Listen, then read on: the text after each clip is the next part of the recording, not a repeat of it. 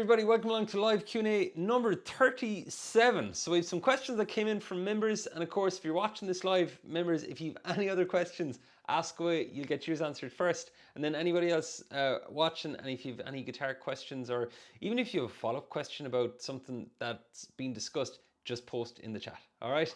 Hey Coleman, welcome in. How are you doing? Alrighty, so I see we've Brendan, we've Anne, we've Brian and Dan in the house. That's class. Okay, good. So welcome along, guys. Right, so I'm going to start with the first question here. It's around finger picking, and it came in from Rachel. So at the minute in the School of Guitar, we're on the finger picking journey. And by the way, just wanted to share this with you. There we go. So day 10 has just gone live inside. All right. So basically, the lesson and action item is there. So it's definitely to do with the pattern that you already have, but I think you'll find it pretty cool. It should sound like a well-known song. No panic, Anne, no panic. All right, so the first question that came in is from Rachel, and we were talking about the PIMA system of like P for thumb, I for index, M for middle, A for, I think it's angular in Spain or something like that, and it's for ring finger. And then a question that often comes up in our finger picking journey, I'm talking about anchoring with the pinky and just keeping it down there, because that allows us to like build up speed. So the question came up then was, well, I looked up, I was like, geez, is there any like letter for the pinky?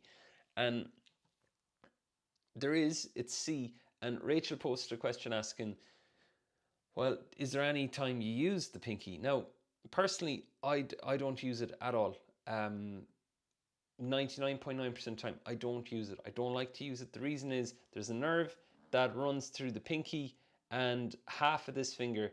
And if you even want to try this, like if you bunched up your thumb and these two fingers on your finger picking hand, and you just held them, and you try and move your pinky independent of your ring finger, you're going to see that they'll both want to move. It's really hard to move one without the other, which means that if you're doing it here for finger picking, it's the same.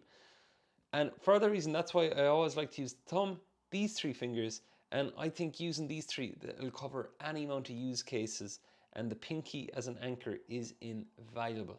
Like Dire Straits is an example. Mark Knopfler did all his stuff with the pinky and the ring finger anchored, like, oh, so it's just thumb, index, and middle. Now, if he got away with those three, if we add on one more and Mark Knopfler does these three, I think we'll be okay. So that would be my answer, Rachel. I would just stick with using the pinky as the anchor, okay? The only odd time I'd say, like if you're doing some finger style stuff, like you want to use the pinky like that. But you know, I rarely use it, okay? Now, so I'm going to get into the rest of the question thread. So let's have a look. So, question from Brendan. When is Dave going to arrange a members in-person get-together? Autumn, definitely autumn, Brendan. October, if I was to put a month on it. The reason I'm saying October is because one, there's the midterm break. Can't guarantee it'll be on the midterm break. Of course, we'll talk in the group to see, can we find a date that suits the most people?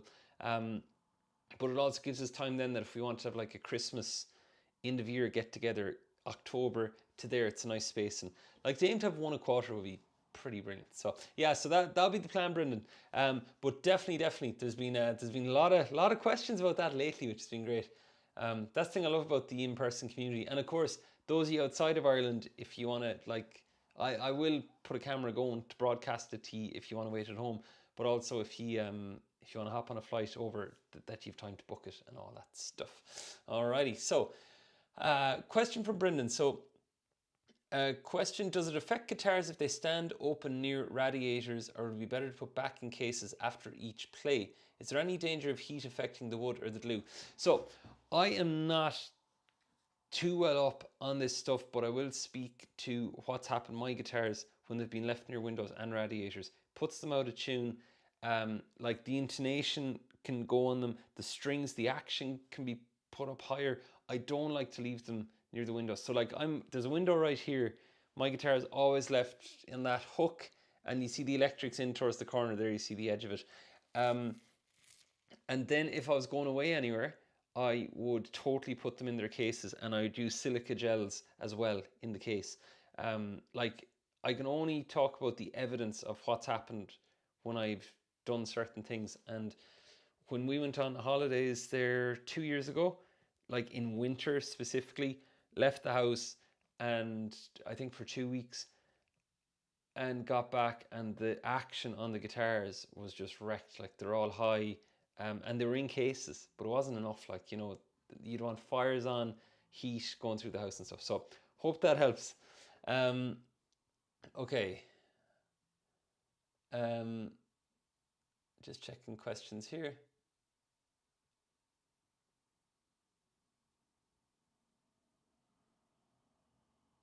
Okay, brilliant. How do you know if it's the right key for your voice? It might sound good in a few positions. Can there be more than one correct place? 100%, 100%, yeah. So how do you find the best key for your voice? This is dependent on a ton of factors. Like Niall, so inside the community, I'm doing a call with Niall tomorrow night. Just ourselves, then I'll share it in the community as a student spotlight. So Niall, one of our members, as you know, played his first gigs there last weekend, and he was battling a bit of a cold. And for that reason, I was like, man, I would change the keys of some of these songs to way lower than you normally sing them, just in the name of playing the whole set. And that's an example of where, like, if you're playing a song like a Kings of Leon song that'll be high, and all of a sudden you get a cold, well, it's totally okay to change the pitch down. And it's also a question of, like, you could change the song to be lower, even though technically you might need to for the song's sake. But if you're playing a whole set list, it's for the set list's sake. So that'll be one sort of nuance, Brendan. 1 second now. Just need to check. Okay, and then the other thing is, I tend to, when I put a capo on and I find a key for my voice, I tend to sing the song 3 times in the position I find it. And if I find my voice is worn down after doing the song only 3 times, I'm like, that's a bit too high, or I'm forcing something. And then I might bring it lower. And then I might look at a song and go, and by the way, if you're in pubs and stuff, you might have seen musicians do this, where they'll be about to play a song and they'll go like this.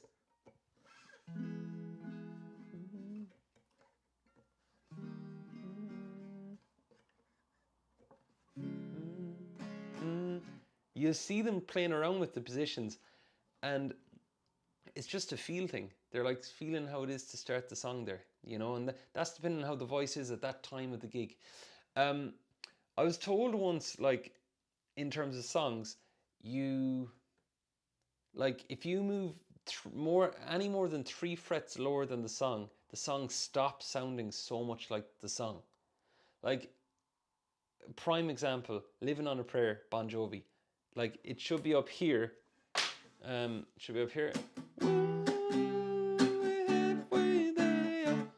mic out to the crowd. But, like, it should be there. And then on live versions,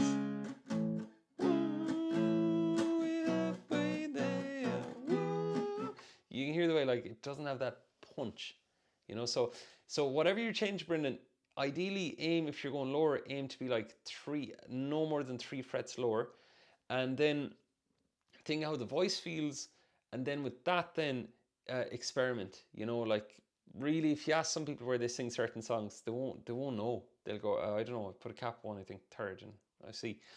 So that's what I'd say. And then the other thing too is, it depends on what you do with your voice. So this is the last bit I'll add in.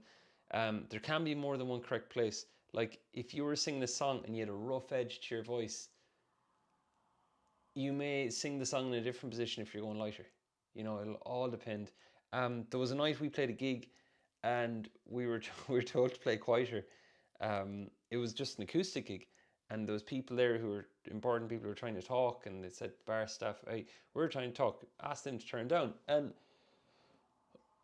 Joe was harder than turning it, because some songs you belt them out. We just move the capo position down, so it's just like you're singing lower, so like the ability isn't there to belt, So hope that helps, Brendan. Main thing I'd say is, just start experimenting. Like, if your goal is to be able to play like 5 songs in front of people, or 10 songs, and you're finding your voice blows out after 3 songs, yeah, you gotta lower stuff. And then also certain songs, in the conversation I had with Niall, I was like, you know, depending on the voice too, some songs you might want to remove them from the set if you want to, if it means that the voice might blow out and affect the rest of the set, you know? So that's the thing. Okay, hope that helps. And just a follow-up question, but if song's already low, as in open E minor, G, C, etc., how do you go lower than that? Yeah, okay. Now, so then if the song is lower and you can't go any lower, you transpose. So I'll bring you through an example. Brendan, do you want to drop a song there in the chat and I'll just see, can I do it in real time? If not, I'm going to hop on one. I'll knock on, I'll hop on one here. E minor, C, G, D. Do you know what I'll do? I'm just gonna jump. I'm gonna Save Tonight by Eagle Eye Cherry. Okay, because that is already low. Okay, so here's what I do. On a desktop, Eagle Eye Cherry is here, and basically the chords are A minor, F, C, and G. And if I'm singing and playing, I'm going, go and close the curtains, cause all we, right? So that's fine. But then, like you can see there, it can't go any lower. And if I wanted to sing lower, well, then you're putting a capo like way up high and it ruins the whole song. So if I put a capo up on 8, like you'll... Sounds like an Avicii song. So what you do is this. You basically hit transpose and you keep hitting the plus on it until you find a group of chords that looks familiar. Now you can see there the B minor, G, D and A look good. And then you see here that I go again, no, go again, kinda, go again, go again, no. There we go. Now you know yourselves, like E minor, C, G and D, B minor, G, D and A minor, F, C and G.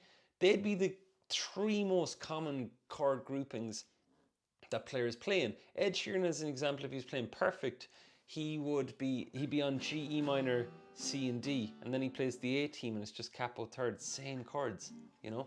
So those would be the ones. So what I do, Brendan, is I'd basically transpose that way. I'd now have E minor, C, G and D, and the way, this is where your fretboard knowledge, which we can get more into again inside the community, comes into play. So right now, that's set on E minor, C, G and D. And I know myself that I put a capo on the 5th fret, and when I do that with an E minor chord, it's going to be the same as, basically when I put a capo on the 5th fret and play an E minor, that's the same as playing A minor. So watch. So you can see on the screen we have E minor, C, G, and now without it,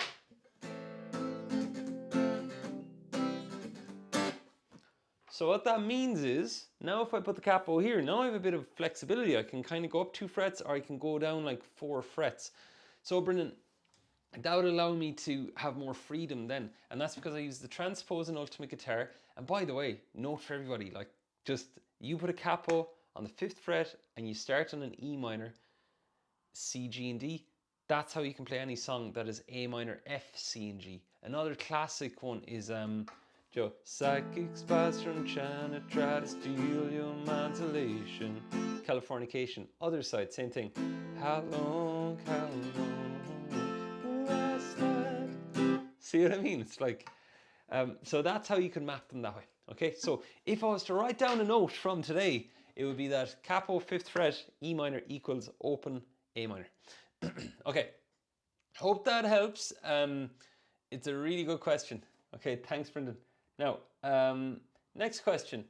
I'm just going to grab a drink of water.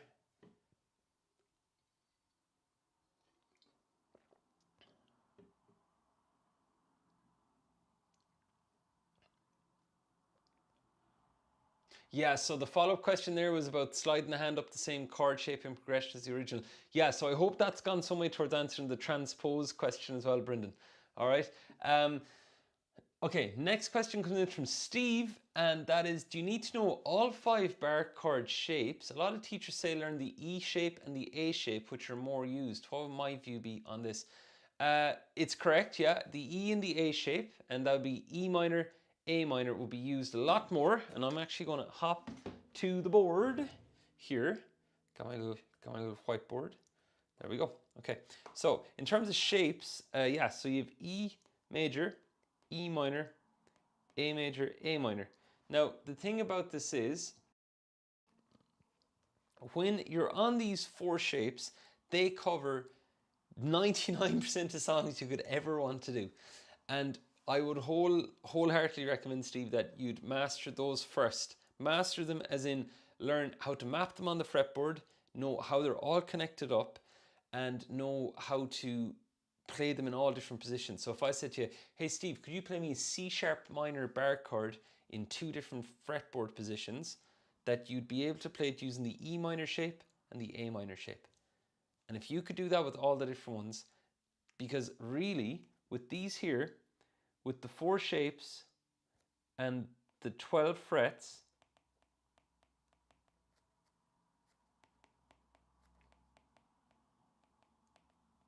that gives us 48 different chord shapes, or different chords. Right, so when you learn those 4 different bar chord shapes, this one being the E, E major, this one being the E minor, this one being the A major, this one being the A minor, those 4, and you know how to position them up the neck, and of course a lot of them are in horrible positions that we wouldn't use too much, but the very odd song uses them. Classic example, Bet You Look Good on the Dance Floor by the Arctic Monkeys. Like,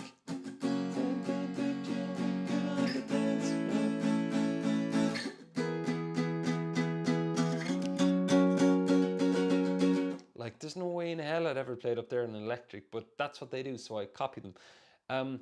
So some chord awkward ones, you will need to use them very often, so that's why it's good to know them. So then you have 48 different ones. And what Steve's referring to then is the 5 different ones. We have the caged system on guitar. And what that means, and I was actually talking about it today in a private lesson, what that means is we've talked about the A and we've talked about the E there, right? There's also a C shape, there's also a G shape and a D shape. If I was to prioritize these, Steve, after a while, I would say learn the C shape next, I'd learn the D shape after that, and I learned the G shape last. I rarely use the G shape.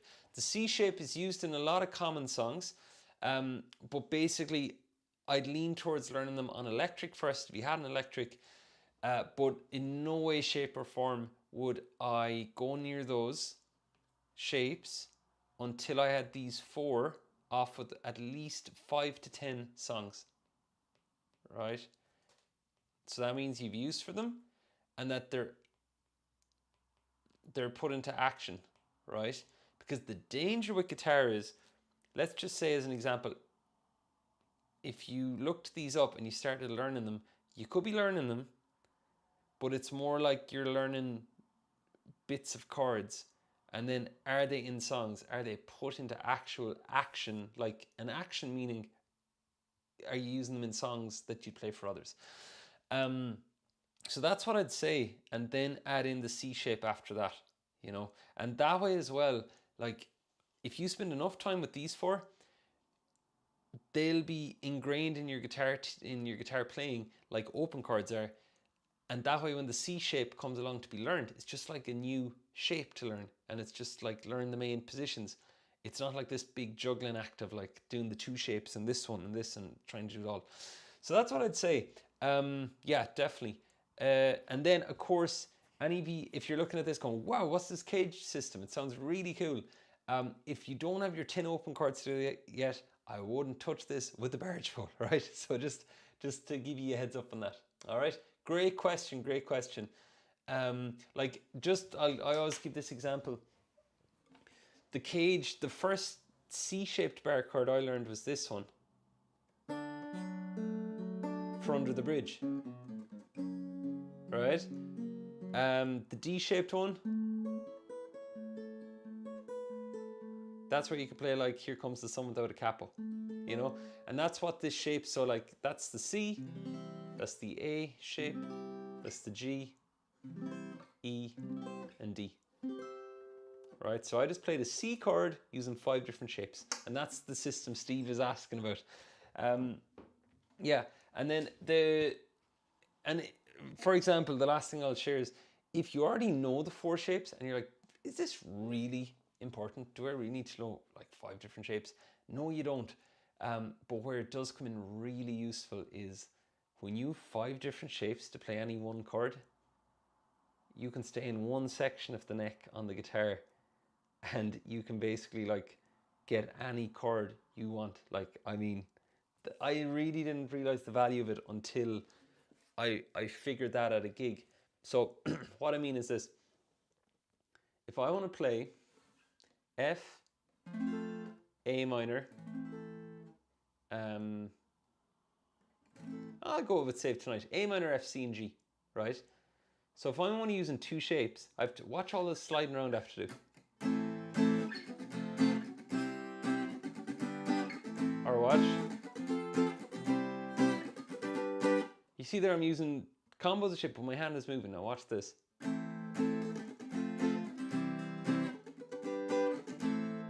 See there my hand waits in one position and it's just the shape that drastically changes. So that's the A minor, that'll be the F, this will be the C, this will be the G.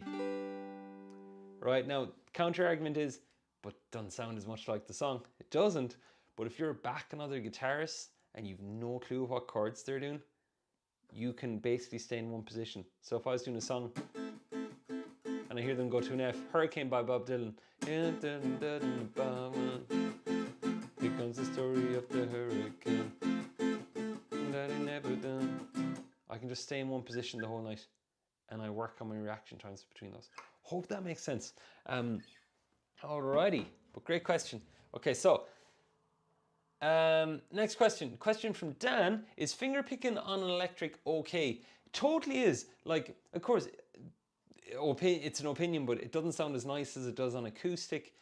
But some players do it, and some songs are done with finger picking. The key thing you'd want to watch finger picking on an electric is the strings are much lighter, and if you hit the strings too hard on electric, it'll be super harsh.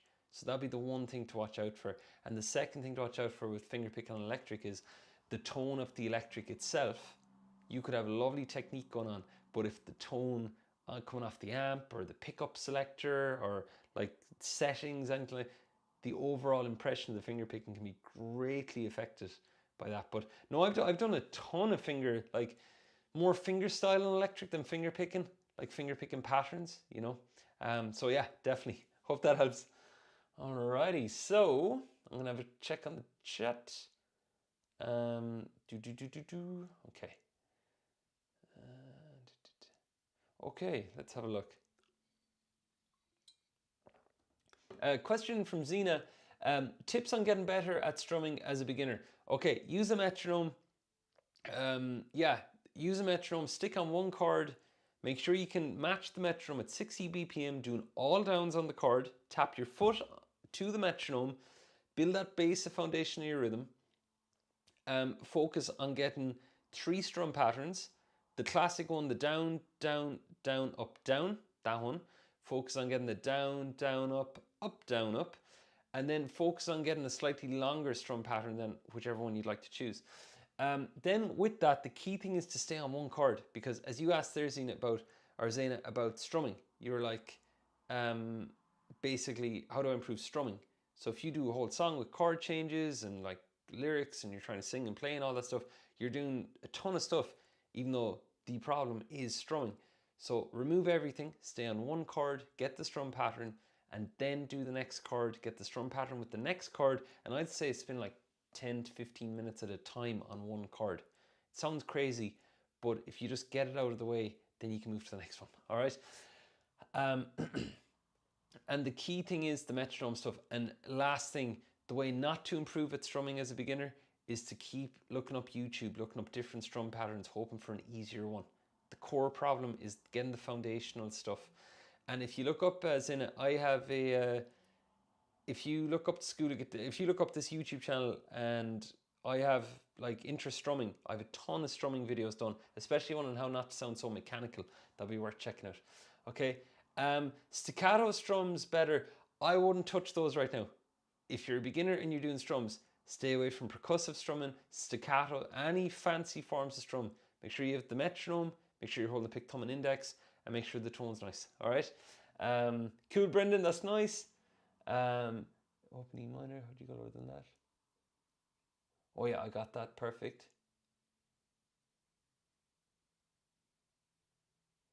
Okay, thanks, Colin.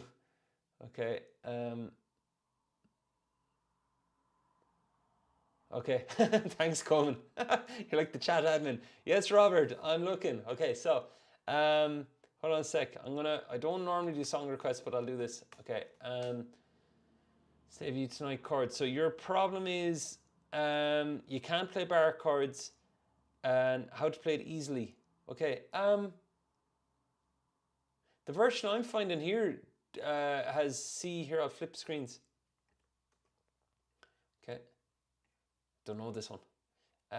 C, G, A minor, F. So in this case, Robert, just play open chords on C, G, A minor. Then for F, if you use Ultimate Guitar, right, use it on a laptop, and you keep hitting the buttons here, you're going to find alternative versions of chords. Now, I wouldn't go with any of those. But then you just simplify the chords. So like, I'd play the 4-fingered F on that, and you'd be good to go. Cool. Okay. No worries, Dan. Zaina, glad that helped. Yeah, the staccato rhythm. Look, come along to another Q&A in like 2 weeks and we can talk about it then, all right? But just definitely just get the foundations in. Because the thing about rhythm is, I often say, like, you got to get the foundation steady to do all the cool stuff on top of it. And it's like nobody, to my knowledge, no one's ever looked at a beautiful house they drove by and said, the foundation, I'd say, is lovely in that house. No one talks, foundations aren't like cool. They're not like flashy, but they're fundamental to the lovely house on top of it. And all the cool rhythm stuff, that's going to sit on top of the foundation of you playing with the metronome, okay? And how you'll know, and by the way, hey, we have a free guitar group. If you want to hop into the free guitar group, just go to theschoolofguitar.com/free, all right? There'll be stuff there as well to do with the rhythm, okay? Right, let's see. We got some questions here. One from Cal. How do you switch the grip of your pick when switching between strumming and picking? Great question, Cal. Okay, so if I'm doing strumming and picking, so if I was going like, if I was doing a certain song,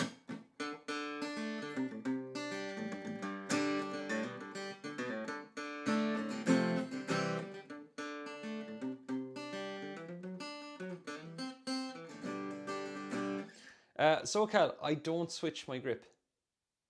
There's too much going on for me to switch my grip. But what I do change is the angle. So when I pick, like if I was doing Sweet Home Alabama on this camera here, like you see here, see this little tilt that just happened in the pick. It's normal there on the FC. Now watch this. As I'm about to do the fill, watch what's about to happen here.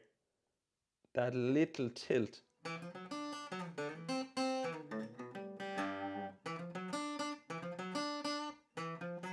And if you're looking at it in the first person view, it's like I'm tilting the pick, my thumbnail, instead of facing up the way, my thumbnail will be kind of be facing over my right shoulder. That's how the pick is tilted. Like that, okay? So that'd be the key thing, watch. And the reason I tilt the pick is because gripping the pick, like I generally grip the pick super close to the top for everything I do. And it's the angle I change. And the reason I have that angle where the thumbnail is kind of facing, as you can see there's facing over the shoulder, is because the pick glides off the strings quicker. Hey Trace, what's up? All right guys, that first name with the surname Fahy there is Trace, just to let you know if you want to say hello to her. So welcome along. So we're just talking picking, all right? Right, so that'll be that, Cal. So all you got to do is, yeah, tilt the pick angle that way, because there's not enough time to like change to this and this and this. Okay, and the reason I'm not a fan of doing this is because it bangs off too many strings. Okay, there's too much on display. So right up close to the top. Okay, let's have a check. Is there any other questions here.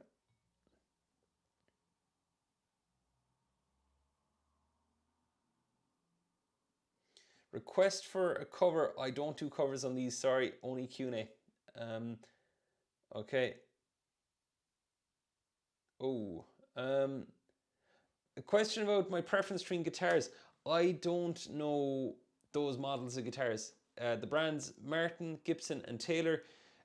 All I can say is when it comes to guitars, if you can at all, try and get in and play them somewhere.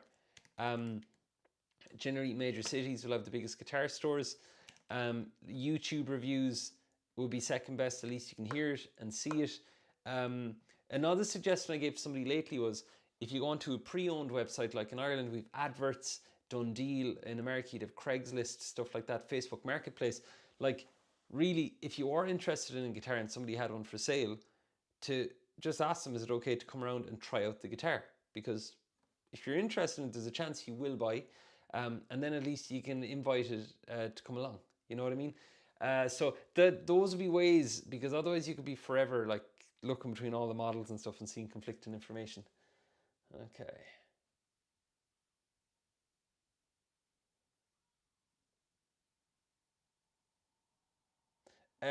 Song requests. I don't do song requests, and I don't go playing requests on here to just like technique questions, tips, and things like that. Ask away, or if you're struggling with a specific playing problem.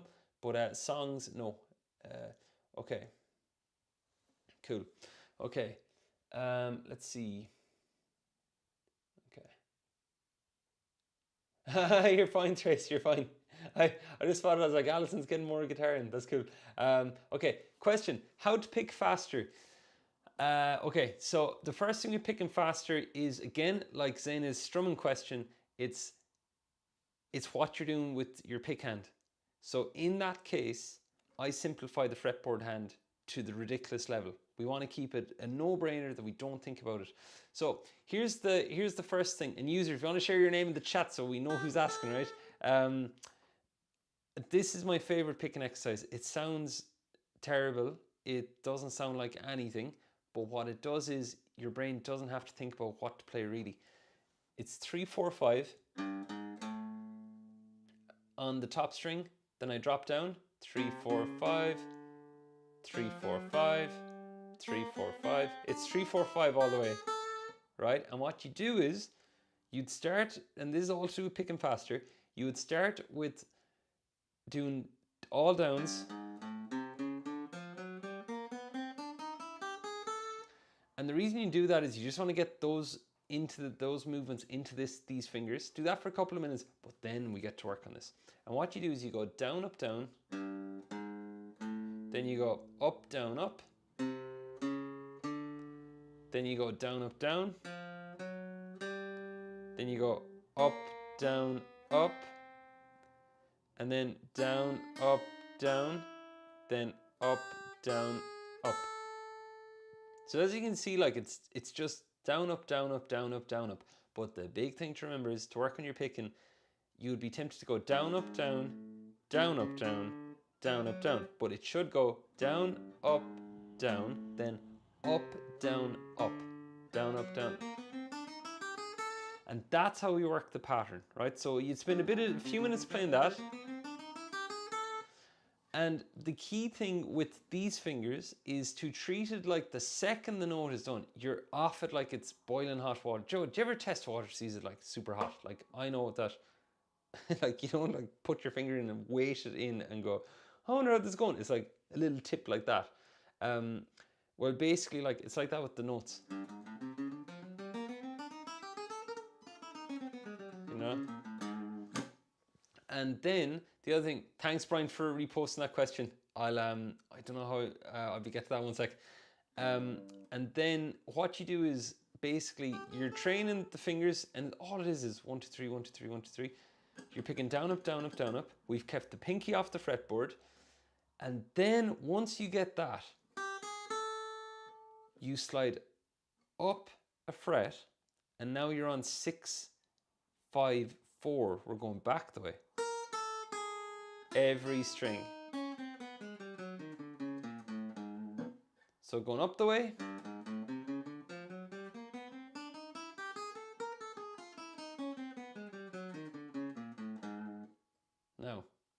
that sound good? No. Like, does it sound like it's a solo? No, it doesn't. But what it was there was, we 3 notes per string, 6 strings, that's 18 notes going down the way.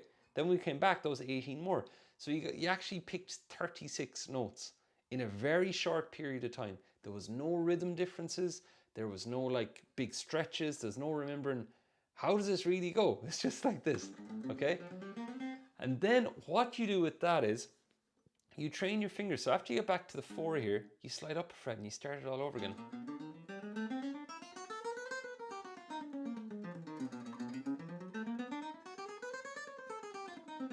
See what I mean? So all you're doing is you're moving through, right? And then you move through and that's it, okay? Now, the idea with that is as follows. Then you could pick those notes, and we said for every 2 things it was like 36. So you can imagine, I counted one, there's like 100 and something notes of practice, right? And the great thing about this is, you can do this while you watch matches, you can do this while you watch movies, while you watch TV, you can do this exercise any place you're watching something else. And in terms of picking faster, like the obvious answer is always like, oh, practice more. And then practicing more means more time. And more time is the hard part about it. But then if you look at your week and you go, well, do I watch anything? Ah, okay, I watch 5 hours of movies in a week, we'll say. Okay, so if I had the guitar, that's 5 hours of practice now.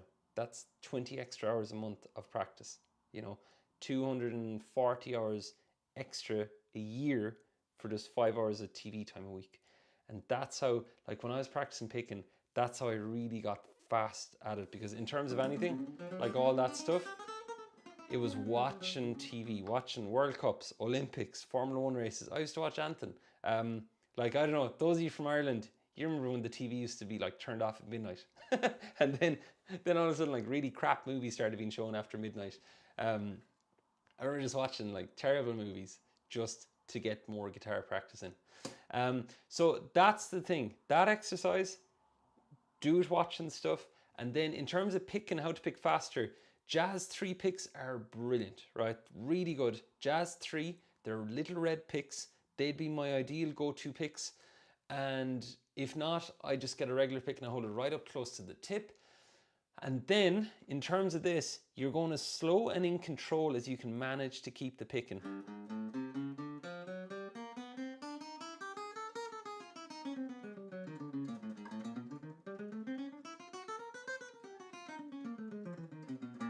Do you see what I mean? And then with that, you want to go slow and in control, and a very ruthless way to be sure that your technique stays in check and that you do everything correct is, it was in a Steve Vai. Steve Vai is an amazing guitar player, and he had what did it was called? Steve Vai's Freak Show Excess Workout or something. It's some cool name. And in it, he basically said he'd practice his picking, and if he made a mistake, he'd start again from the beginning. So like he'd start again from the real beginning of the exercise. So what that means is if you're up all the way up to here, too bad, you start again. And when you raise the stakes like that, the goal stops being, oh, I'm doing this thing for this length of time, into, I gotta focus on technique and I gotta get it right, because if I don't get it right, I need to start again at the beginning. Kind of like Monopoly, or Snakes and Ladders. So, those would be a few things about picking, and don't let the simplicity of this exercise fool you. It, like, hands down, that was the exercise that I drilled for hundreds of hours. And then the beauty of it is when you get to other songs, then at the end of the day, you're using these fingers and they've been worked out. Because after you do that, the next level is then to mix around the fingers. But we won't talk about that, okay? But yeah, hope that helps to do with picking and getting that together, okay? And it will take a bit of time. And if you mess it up, I remember in the beginning, I used to mess it up and I'd be like, how am I messing this up? It's only 1, 2, 3. But you're like, it is tricky to just get the idea, okay? So, okay, let's see, any other questions? Yes, okay, Brian. When's the right time to learn finger picking? So, I'm going to go to the board for this one. Okay. So, when it comes to finger picking, in the beginning, let's just say you've G, E minor, C, and D, and you're working on those, and you have a strum pattern. Well, that's half of your work. Like when you think of, you have your one hand and you have your fretboard hand. Now the really cool thing is, with this hand, you can have your chords, but then with your other hand, you can have your strum pattern, you can have a finger pick, it's all patterns. You can have finger picking pattern, you can have a picking pattern. So what that means, Brian, is you could, in fact, like, just as something, because as we often say inside the community, like sometimes you get bored doing the same thing and you'll ping pong between stuff. And at the end of the day, if you did do a small bit of finger picking, like for example, give us one sec here now. Okay. So Brian, inside our community, the finger picking journey, you could take a look at finger picking pattern number 1. And the reason I say it is because it uses G, E minor, C, and D. So you already have the chords, and it's just the only new thing you're learning is on day 1 there is doing a bit of finger picking on those same chords. So it'll benefit the chords. You still got to keep them clear. You still got to change quickly between them. And then you could put more focus into just finger picking like that, you know, and then keep strumming as well. And it's really good for the brain to like be doing stuff like strumming on the same chords, then flip to finger picking, because it's a very different frame of mind. So for example, on Knocking on Heaven's Door, in that exercise, it'd go like this.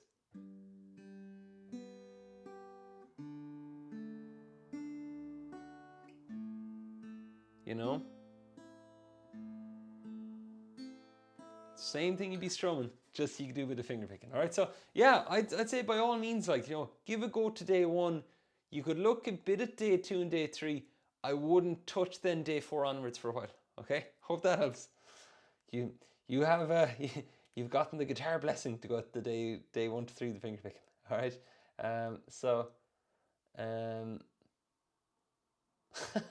just saw that comment. Yeah, we played that as Stacey's mom's song at a lot of 21sts when I was in my early 20s. Some gigs it landed well, other gigs not so much.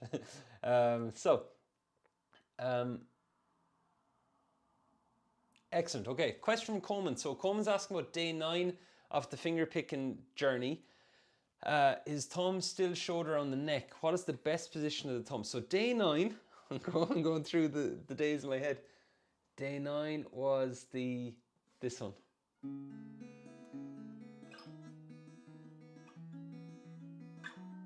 Okay, so the key thing is with the thumb, you're going to feel like you're supposed to be doing something with it, and if it's not doing what you want, tension is sometimes seems to be the answer.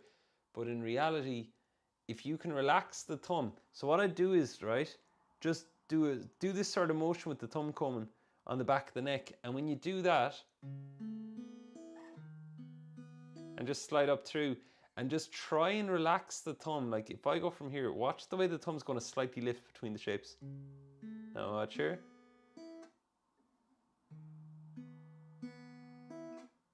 There, you saw that little thing there. And when I use the thumb on the back of the neck, there's times I think of the thumb, not as in that the tip of the thumb is on the neck, but it's actually this part here, that part, that sort of just the other side of the knuckle. That's kind of where I'm placing, because that can't get caught then. You know, I can glide that around, but if I'm using this, there's way, like, as we know, like with finger stuff, like there's way more like fat there on the finger. So it will rub and there's friction there. But this part here is kind of like the barre chord, index finger tip thing. If you use that side, it's a lot more to the bone, so it's a lot easier to slide it. You know, so I try that coming and just slow and in control. Like the thing to watch with some of this stuff is sometimes we'll go into making a change with our expectations going, but like I got everything else working, sure, how come this doesn't come as quick? And then we kind of forget that we might have to go back a few steps just to slowly take that. But definitely that part of the thumb will help. All right, hope that helps. Yeah, Carol, no problem. Hey, I'll do it here. Give me a second. Okay. So Carl's just asking about 3 strum patterns. Okay, so first one, that'll be 1.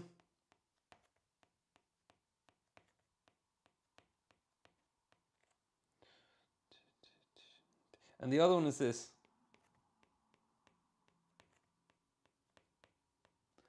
Okay, now, in terms of orders of learning them, I'd learn this one first, this second, this third.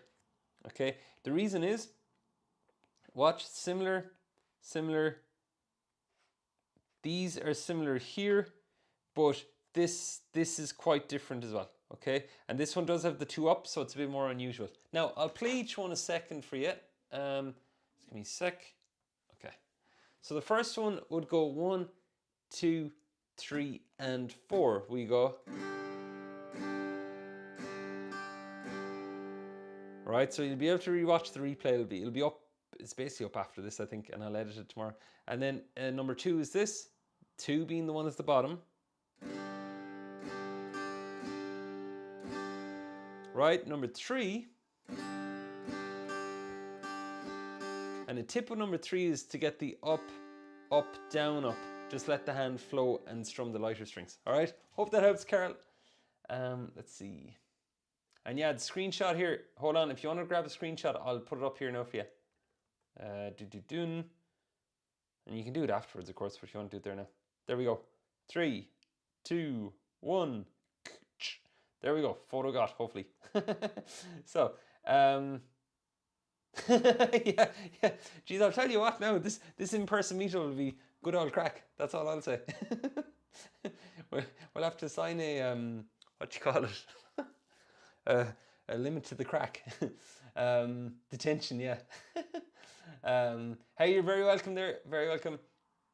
Okay. Oh, yeah. So the foundations, right? No, I'd actually go with day 1 with the finger picking foundations is there, but I'd actually go with this one. All right. Yeah, so no problem at all. Now I'll just check, was there any other questions that came in? Questions. Hey, William, what's up? Welcome in. You can trace through the chat to see the crack that's been going on. That's all I'll say. Okay, so let's see. None here. Okay, let's throw one more check here. No, we're good. Okay, I'll do a quick check here. Okay, cool. Question. Question here. I want some finger style exercise. Okay, now here's the thing. When you go looking for stuff online, the key thing is tap into why you want it. So for example, a finger style exercise, the key thing would be to get a song to use in it. So with our finger picking journey, like we've learned patterns and then there's songs like where you're encouraged to use them. A finger style exercise, I'm going to share one here that is coming up in the finger journey, but basically I'll share it here.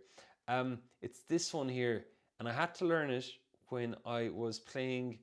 It was for Christmas one year. It was Oh Holy Night, and we realized quite quickly that you can't be strumming Oh Holy Night going Oh Holy Night. Like, no way, can't do that. And then like you can't go Oh Holy Night. So basically, almost tore the hand off myself trying it, but like it was this. Oh Holy Night, the stars are brightly. Now, all I'm doing there is I'm basically putting on the chord, the regular ones we have, but with the pinky on, I'm doing this. I'm creating the sound of a strum with the P-I-M-A. And I'm going like this. Now to get that independence in the finger to make it sound.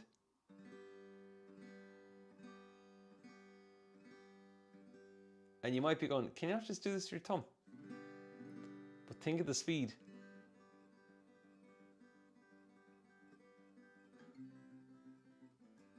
All right, so that'll be one exercise. So you're basically just going thumb, index, middle, ring. But the key with this one is like even more so, usually I'm here with my fingers. Now watch this. I've moved them out and I'm using the bare tips of the fingers to do it, right? And even though it sounds fast, you'd be tempted to tense and go quick and go hard. But if you use the tips of the fingers and keep it super duper light, and you're going to basically brush off the strings. So that's a little exercise, okay? Hey Andy, what's up? Welcome in. How are you doing? You're good, you're good. William, welcome in. Yes, okay. So Andy and William, yeah, you can go back through the chat. You see the crack. Okay. Okay. Okay. Question there about Travis picking and finger picking. I'm gonna have to have a look up. Like, I've played Travis picking, but I'm not too familiar with like the terminology of it. When I learned finger picking, I literally just put on songs and intuitively learned it. So I'll look that up, William, and I'll get back to you tomorrow. Okay. Okay. So, but one thing I will say is the difference between finger style and finger picking is finger style will be more like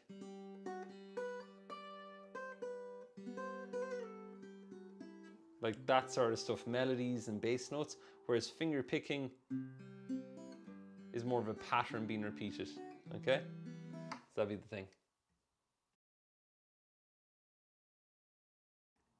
Alrighty, so folks, we've like 4 minutes. If you have any of the guitar questions, now is the time. Okay, so but that'll be the thing with the finger picking. And yeah, the terminology, yeah, so like basically we just learned a ton of songs, you know. Okay, question here, any music theory specific? If what about music theory? What do you want to know? Okay, that's a key thing with guitar again. Be specific with what, like, the more laser focused you can get with your things you want to know, the more uses you'll have for it. So like any music theory would be kind of like any grammar.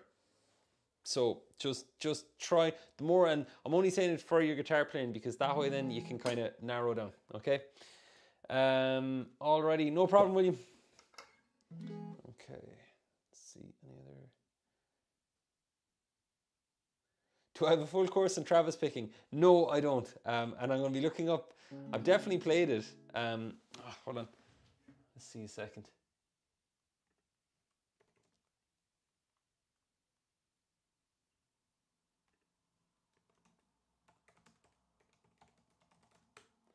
Is it possible to get a Travis picking example here without hearing it? No. Okay. I'll look that up. Okay. I've definitely played it. I know it's something like that sort of picking, I think. Okay. I just basically, when it came to finger picking, I literally just basically put on albums and albums and just learned it, and then didn't learn the terminology. It was long before YouTube. No, I didn't have any courses. Okay. Coleman, yes, I'd answer that with the thumb. That's where you're asking about where to put the thumb. Yeah, so that's answered. So long story short, use the back side of the thumb, and that way the thumb won't go over the back of the neck. Okay, so the bony side of the thumb, and that way just slide it around that way. Okay, like that. Okay, and you see sometimes I'm on the lower side of the neck. Like if it was 50-50, I'm on the lower 50% side of the neck. Okay. Okay, it'll be all chaptered anyways tomorrow, Coleman. So if you want to hop in on that specific chapter, you'll find it. Okay.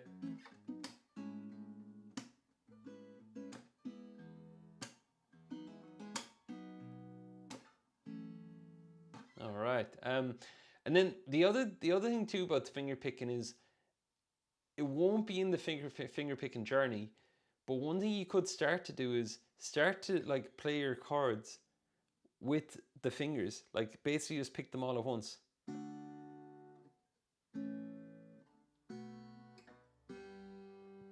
And that way, like you're basically implementing the chord shapes as single strums, like Because some songs would do it. Like,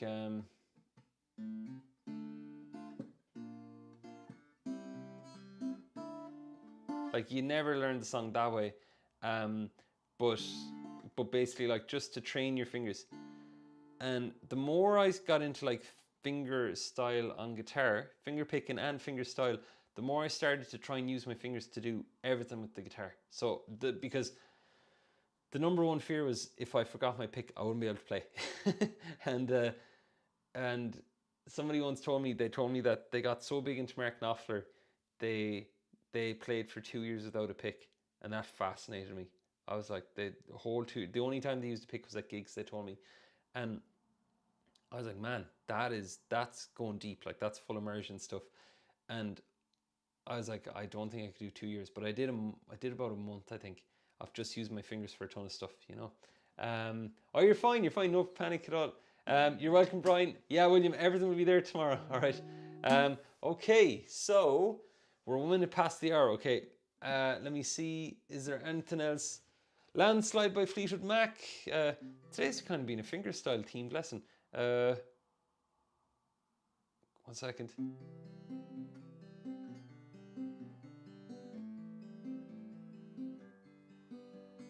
Something like that. I haven't listened to the song in ages. Okay, you're welcome. Alrighty, now, so those of you inside TSG, I sent an email around today with what's coming up this week. So the song of the month, that's up on YouTube, of course. But if you're needing help with technique and skills around the song, if you want to send a video to me of yourself playing some of those techniques by Wednesday, I'll be taking a look at them.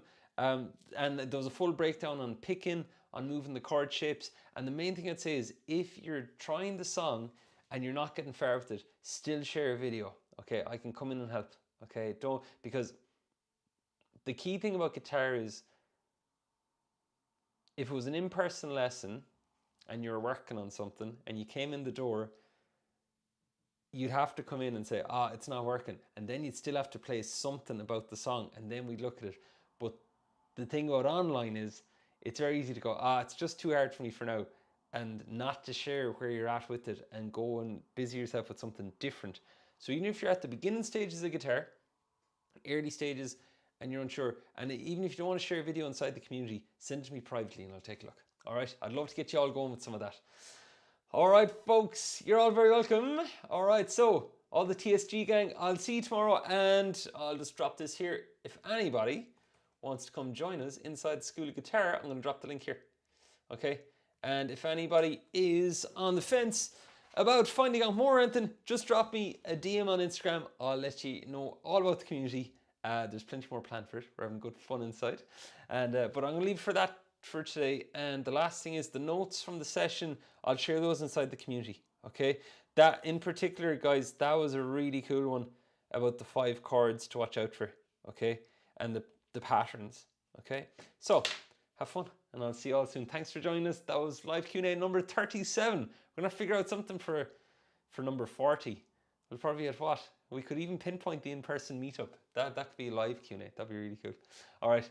Hey, we'll see you all soon. I'll see you all in the community, folks. Thanks for all the questions. Have a great evening. Bye.